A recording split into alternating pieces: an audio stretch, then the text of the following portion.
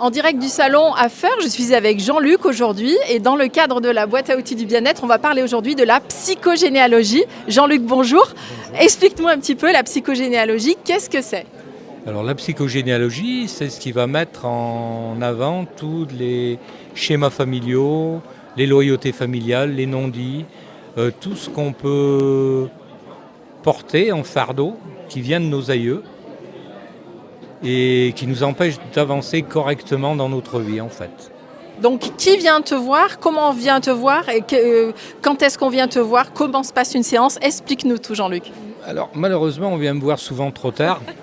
C'est ce que je déplore. Souvent, les personnes qui viennent me voir sont déjà en dépression. Et alors, on vient me voir par le biais de Facebook, par le biais de choses comme ça.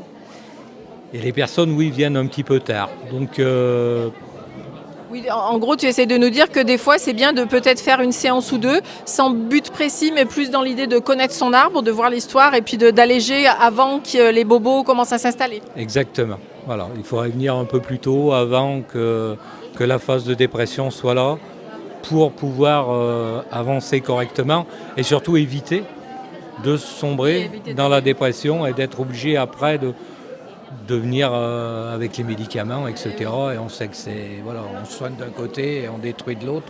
Donc c'est pas bon tout ça. Ok. Comment se passe une séance très clairement ? Il faut qu'on vienne, je suppose, avec notre arbre généalogique.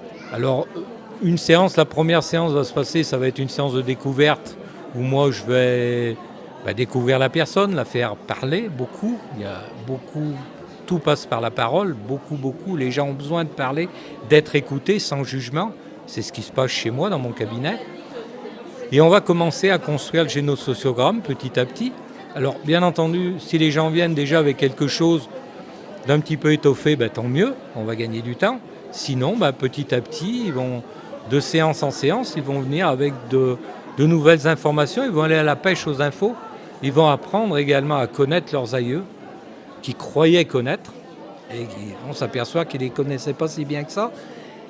Je ne suis pas là, et ça je tiens vraiment à le préciser, pour déconstruire une famille. Je ne suis pas là pour taper sur les aïeux, bien au contraire.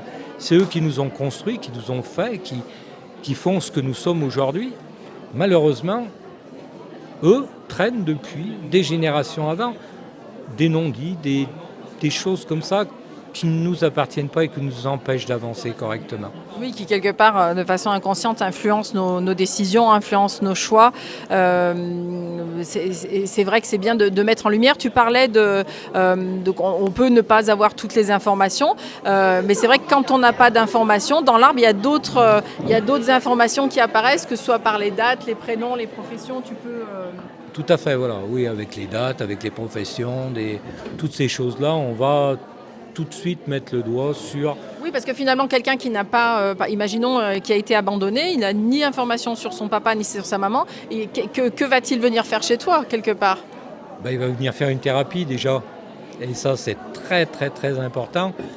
Bien sûr que le génosociogramme est important, il sert à développer tout ça, à le mettre en lumière, mais même aussi petit soit-il, on va quand même arriver à trouver quelque chose, et ne serait-ce que par le fait de la thérapie, le fait de parler, le fait de poser les bonnes questions à la personne vont faire ressurgir beaucoup de petits traumatismes que tu vas pouvoir libérer. Je vais pouvoir libérer, l'aider à reprendre sa vie en main, quoi. Super.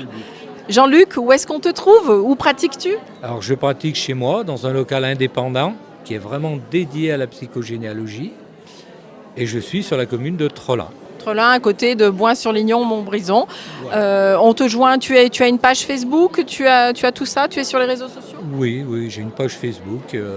Voilà. C'est parfait. Donc nous, on mettra les liens de tes coordonnées sur la vidéo.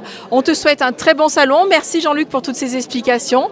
Et puis à très bientôt pour un nouvel épisode de la boîte à outils du bien-être.